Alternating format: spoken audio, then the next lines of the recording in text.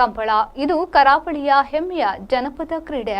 ಇಂತಹ ಕಂಬಳಕ್ಕಾಗಿ ಎತ್ತುಗಳನ್ನು ತಯಾರು ಮಾಡಿ ಸ್ಪರ್ಧೆಯಲ್ಲಿ ಭಾಗವಹಿಸುತ್ತಾರೆ. ಈ ನಡುವೆ ಎತ್ತುಗಳು ಕಂಬಳ ಗದ್ದೆಯಲ್ಲಿ ಸರಾಗವಾಗಿ ಓಡಲು ನೀಡಬೇಕಾಗುವ ತಯಾರಿಯ ಭಾಗವಾಗಿ ಮಂಗಳೂರಿನ ಬಜ್ಪೆಯ ಕತ್ತಲ್ ಸರ್ನಲ್ಲಿ ಕಂಬಳದ ಕೋಣಗಳನ್ನು ಬಳಸಿಕೊಂಡು ಉಳುಮೆ ಮಾಡುತ್ತಿದ್ದಾರೆ.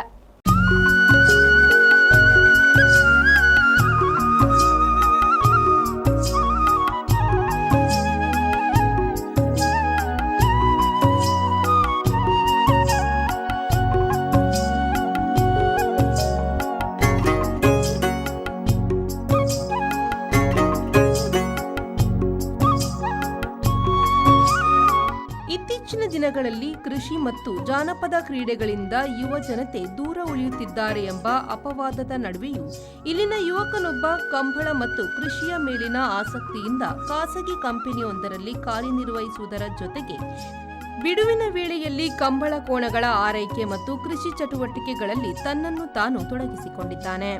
ಕಂಬಳ ಕೋಣಗಳಿಗೆ ಕೆಸರಿನ ಗದ್ದೆಯಲ್ಲಿ ಓಡಲು ತರಬೇತಿ ನೀಡುತ್ತಿರುವ ಯುವಕರು ಮುಂದಿನ ದಿನಗಳಲ್ಲಿ ಈ ಕಂಬಳದ ಕೋಣಗಳನ್ನು ಕಂಬಳ ಕ್ಷೇತ್ರದಲ್ಲಿ ಉನ್ನತ ಸ್ಥಾನಕ್ಕೆ ಕೊಂಡೊಯ್ಯಲು ಶ್ರಮ ಪಡುತ್ತಿದ್ದಾರೆ. ನನ್ನ ಹೆಸರು ಮಾಧವ್ ಅಂತ, ಇಲ್ಲಿ ಕತ್ತಲ್ ಸರ್ ಪಡ್ಡಾಯಿಬಾಲೆಯಲ್ಲಿ ಇದ್ದೇನೆ. ಇಲ್ಲಿ ನಮಗೂ ಇದು ಸಾಗುವಳಿ ಕೆಲಸ ಆಗ್ತಾ ಉಂಟು. ಎಷ್ಟು ಸಾಗುವಳಿ ಮಾಡ್ತೀರಿ? ನಾವೊಂದು 5 ಎಕರೆ. ಎಷ್ಟು ವರ್ಷದಿಂದ? ಇದೊಂದು 10 ವರ್ಷದ ಮಾಡ್ತಾ ಇದ್ದೇವೆ. 10 ವರ್ಷದ. ಇದು ಅಲ್ಲ, ನೀವು ಎತ್ತಿನಲ್ಲಿ ಮಾಡಲಿಕ್ಕೆ ಕಾರಣ ಏನು? ಎತ್ತಿನಲ್ಲಿ ಒಂದು ಕಂಬಳ ಒಂದು ಓಡಿಸುವಂಥ ಒಂದು ಆಸೆ ಇತ್ತು. ಅದಕ್ಕೆ ಒಂದು ಎತ್ತು ತೆಗೆದುಕೊಂಡದ್ದು. ಅದಕ್ಕೆಲ್ಲ ಸಹಕಾರ ಕೊಟ್ಟದ್ದು ಇಲ್ಲೇ ನಮ್ಮದು ಏನಿಲ್ಲ, ನಾವೊಂದು ಲೀಸ್ ತೆಗೆದುಕೊಂಡು ಮಾಡೋದು ಎಲ್ಲ ಇಲ್ಲಿ ಅರುಣ ಶೆಟ್ಟಿ ಅವರ ಎಲ್ಲ ಅವರ ಜಾಗದಲ್ಲಿ ಮಾಡೋದು. ಎಲ್ಲ ಕೋಣೆಲ್ಲ ಸಾಕುವುದು ಅವರ ಇದರಲ್ಲಿ. ಈಗ ಕಂಬಳದೆತ್ತು ಈಗ ಇದಕ್ಕೆ ಉಳುಮೆಗೆ ಆಗ್ತದೆ? ಆಗುತ್ತೆ. ಕಂಬಳದೆತ್ತು ಯಾವುದೇ ವ್ಯತ್ಯಾಸ ಇಲ್ಲ, ಆಗುತ್ತೆ. ಕಂಬಳ ಅಂತೇಳಿ ನಾವು 1 ವರ್ಷ ಸ್ಟಾರ್ಟ್ ಮಾಡಿದಷ್ಟೇ. ಈಗ ಮೊದಲು ಇದು ಮಾಡಿದ್ದು ಅಂದರೆ ಗುರುಪುರದಲ್ಲಿ 13.8 ಸೆಕೆಂಡಲ್ಲೆಲ್ಲ ಓಡಿದೆ.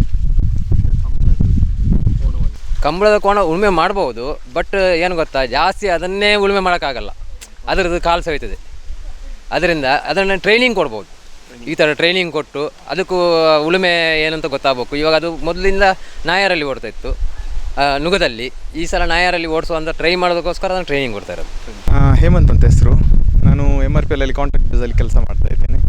ಹಾಗೆ ನಮ್ಮ ಸಂಬಂಧಿಕರ ಕೋಣ ಇದು. ಹಾಗೆ ಹೋದ ಸಲ ಕಂಬಳಕ್ಕೆ ಹೋಗಿದ್ವಿ, ಸ್ವಲ್ಪ ಪಾರ್ಟಿಸಿಪೇಟ್ ಮಾಡಿದ್ವಿ.